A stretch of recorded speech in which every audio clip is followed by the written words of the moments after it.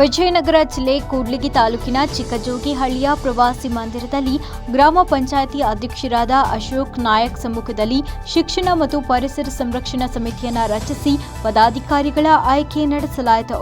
ಗೌರವಾಧ್ಯಕ್ಷರನ್ನಾಗಿ GP Gurulingappa, ಅಧ್ಯಕ್ಷರನ್ನಾಗಿ H Naganna, ಉಪಾಧ್ಯಕ್ಷರನ್ನಾಗಿ MV Marappa, ಕಾರ್ಯದರ್ಶಿಯನ್ನಾಗಿ Baiyanna Gonchigar, ಕಾನೂನು ಸಲಹೆಗಾರರಾಗಿ C Basavaraj, ಸಂಘಟನಾ ಕಾರ್ಯದರ್ಶಿಯನ್ನಾಗಿ ಜಿ ಓಬಣ್ಣ ಹಾಗೂ ಎ ವಿಶ್ವನಾಥ್, ಬಿಟಿ ಗುದ್ದಿ ಚಂದ್ರಪ್ಪ, ಎಂ ಕೃಷ್ಣಪ್ಪ, ಸಾರಪ್ಪ ಹಾಗೂ ಇತರರು ಆಯ್ಕೆ ಆದರು. ಚಿಕ್ಕಜೋಗಳ್ಳಿ ಗ್ರಾಮದಲ್ಲಿ ನಾವೆಲ್ಲರೂ ಕೂಡ ಸದಸ್ಯರು ಮತ್ತು ಗೌರವ ಅಧ್ಯಕ್ಷರು ಮತ್ತು ಸದಸ್ಯರು, ಕಾರ್ಯದರ್ಶಿಗಳು ಹಾಗೂ ಗ್ರಾಮದ ಹಿರಿಯರು ಮತ್ತು ಕೆಲವು ಸಂಘಟನೆಯ ಮುಖಂಡರು ಕೂಡ ಈ ಕಾರ್ಯಕ್ರಮದಲ್ಲಿ ಭಾಗವಹಿಸಿದ್ದೀರಾ. ಹಾಗೆಯೇ ಈ ಚಿಕ್ಕಜೋಗಳ್ಳಿ ಗ್ರಾಮದ ಅಧ್ಯಕ್ಷರು ಮತ್ತು ಸದಸ್ಯರು ಎಲ್ಲರೂ ಕೂಡ ಈ ಕಾರ್ಯಕ್ರಮದಲ್ಲಿ ಭಾಗವಹಿಸಿದ್ದೀರಾ.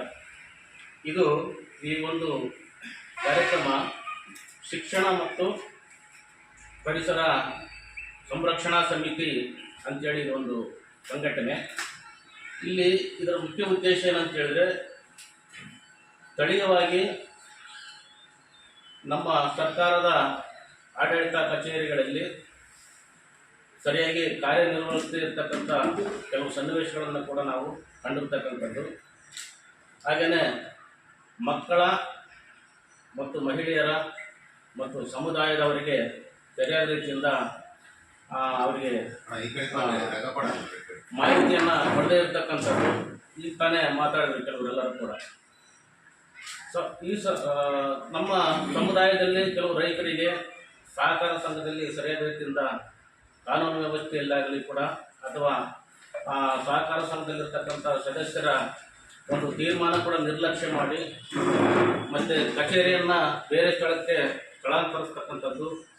ಹಾಗೆಯೇ ರೈತರಿಗೆ ಸರಿಯಾದ ರೀತಿಯಿಂದ ಸ್ಪಂದಿಸದೇ ಇರತಕ್ಕಂಥದ್ದು ಅನ್ನೋಂಥ ವಿಚಾರ. ಹಾಗೆ ಆರೋಗ್ಯ ಇಲಾಖೆಗೆ ಸಂಬಂಧಪಟ್ಟಂತೆ ನಮ್ಮ ಆರೋಗ್ಯ ಇಲಾಖೆಯಲ್ಲಿ ಕೆಲವರು ವಯೋವೃದ್ಧರು ಬರ್ತಾರೆ, ಮಕ್ಕಳು ಬರ್ತಾರೆ, ಆಮೇಲೆ ಅನಾರೋಗ್ಯದಿಂದ ಇರ್ತಕ್ಕಂಥವ್ರು ಬರ್ತಾರೆ, ತುರ್ತು ಪರಿಸ್ಥಿತಿಯಲ್ಲಿ ಇರ್ತಕ್ಕಂಥವ್ರು ಬರ್ತಾರೆ. ಸೊ ಅಂಥ ಆರೋಗ್ಯ ಇಲಾಖೆಯಲ್ಲಿ ಆಸ್ಪತ್ರೆಯಲ್ಲಿ, ಸಮುದಾಯ ಆರೋಗ್ಯ ಕೇಂದ್ರ ಆಸ್ಪತ್ರೆಯಲ್ಲಿ ಕೂಡ ಸರಿಯಾಗಿ ಆಡಳಿತ ಸಿಬ್ಬಂದಿಗಳು ನಿರ್ವಹಿಸ್ತಾ ಇಲ್ಲ. ಅದಕ್ಕೆ ನಾವೇನಾದರೂ ಮುಂಜಾಗ್ರತೆ ತಗೋಬೇಕು ಅನ್ನೋಂಥ ವಿಚಾರವಾಗಿ. ಮತ್ತು ಹಾಗೆಯೇ ನಮ್ಮ ಸ್ಥಳೀಯವಾಗಿರ್ತಕ್ಕಂಥ ಶಿಕ್ಷಣ ಸಂಸ್ಥೆಗಳು, ಶಿಕ್ಷಣ ಕಚೇರಿಗಳಲ್ಲಿ ಕೂಡ ನಮಗೆ ಮಕ್ಕಳಿಗೆ ಮೊದಲೆಲ್ಲ ಪದವಿ ಪೂರ್ವ ಕಾಲೇಜಿತ್ತು. ಹಳ್ಳಿಯಿಂದ ಬರ್ತಕ್ಕಂಥ ಮಕ್ಕಳಿಗೆ ಸುರಕ್ಷಿತವಾಗಿ ತಲುಪ್ತಕ್ಕಂಥದ್ದಾಗಿರ್ಬೋದು, ಪಾಠ ಪ್ರವಚನಗಳನ್ನು ಕೇಳುವಂಥದ್ದಾಗಿರ್ಬೋದು ಕೂಡ ತುಂಬ ಸುಲಭವಾಗಿತ್ತು. ಅದೇ ರೀತಿಯಾಗಿ ವೃತ್ತಿಪರ ಕೋರ್ಸ್ಗಳು ಕೂಡ JODC ಆಗಿರ್ಬೋದು, ಆ ಒಂದು ಕಾಲೇಜುಗಳು ಕೂಡ ಇವತ್ತೆಲ್ಲವೂ ಕೂಡ ನಿರ್ಲಕ್ಷ್ಯಕ್ಕೊಳಪಟ್ಟು ಯಾರೋ ಆಡಳಿತಾಧಿಕಾರಿಗಳ ಅವರು ಹೇಳಿದಂತೆಯೇ ಕೂಡ ಅದನ್ನು ಬೇರೆ ಬೇರೆ ಕಡೆಗೆ ಸ್ಥಳಾಂತರಿಸಿ ನಮಗೆ ಈ ಥರದೆಲ್ಲ ತೊಂದರೆಗಳಾಗಿದೆ ಅನ್ನೋಂಥ ವಿಚಾರ ಕೂಡ ನಮಗೆಲ್ಲರೂ ಕೂಡ ಇಲ್ಲೆಲ್ಲ ಸಭೆಯಲ್ಲಿ ಕೂಡ ಮಾತಾಡಿರ್ತಕ್ಕಂಥದ್ದು.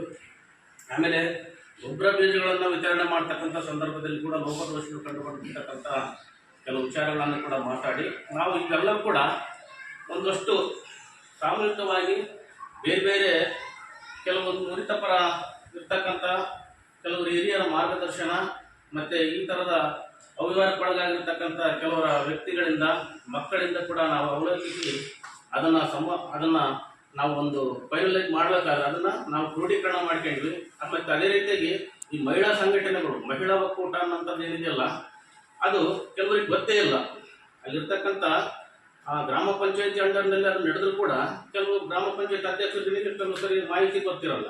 ಸೊ ಅದನ್ನು ಅಭಿವೃದ್ಧಿ ಅಧಿಕಾರಿಗಳು ಕೂಡ ಸರಿಯಾದ ರೀತಿಯಿಂದ ಮಾಹಿತಿ ತಿಳಿಸ್ತಾ ಇಲ್ಲ.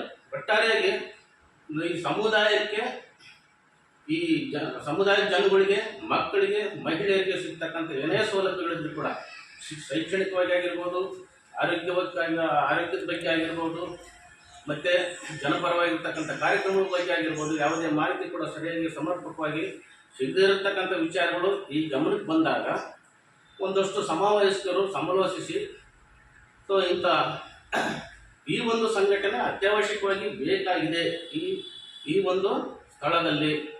ಹಾಗಾಗಿ ನಾವು ಸಂಘಟನೆ ಮುಖಾಂತರವಾಗಿ ಆದರೂ ಕೂಡ ನಾವು ಅದನ್ನು ಹೋರಾಟದ ಮುಖಾಂತರವಾಗಿ ಮತ್ತು ಮಾಹಿತಿಯನ್ನು ಪಡ್ಕೊಂಡು ಆ ಮಾಹಿತಿಯ ಮುಖಾಂತರವಾಗಿ ಕೂಡ ಅದನ್ನು ಅವರಿಗೆ ತಲುಪ್ತಕ್ಕಂಥ ಒಂದು ವ್ಯವಸ್ಥೆ, ಒಂದು ಪರಿಸ್ಥಿತಿ ನಿರ್ಮಾಣವಾಗಬೇಕು ಅನ್ನೋಂಥ ದೃಷ್ಟಿಕೋನವನ್ನು ಇಟ್ಕೊಂಡು ನಾವೆಲ್ಲರೂ ಕೂಡ ಈ ಒಂದು ಸಂದರ್ಭದಲ್ಲಿ ಇವತ್ತಿನ ದಿವಸದಲ್ಲಿ ಇದನ್ನ ಎಲ್ಲರೂ ಕೂಡ ಅದು ಚರ್ಚೆ ಮತ್ತು ತೀರ್ಮಾನದ ಮುಖಾಂತರ ಈ ಸಂಘಟನೆಗೆ ಒಂದು ಹೆಸರನ್ನು ಕೊಟ್ಟು ಇದಂಥದ್ದು ಚರ್ಚೆ ಆದಾಗ ಎಲ್ಲರೂ ಕೂಡ ಅದಕ್ಕೆ ಅನುಮೋದನೆಯನ್ನು ಒಪ್ಪಿಗೆಯನ್ನು ಕೊಟ್ಟಿರೋದ್ರಿಂದ ನಾವು ಈ ಒಂದು ಸಂಘಟನೆಯನ್ನು ಈ ಸಂದರ್ಭದಲ್ಲಿ ಕೂಡ ಒಪ್ಪಿಗೆಯನ್ನು ಸೂಚಿಸಿದ್ದಾರೆ.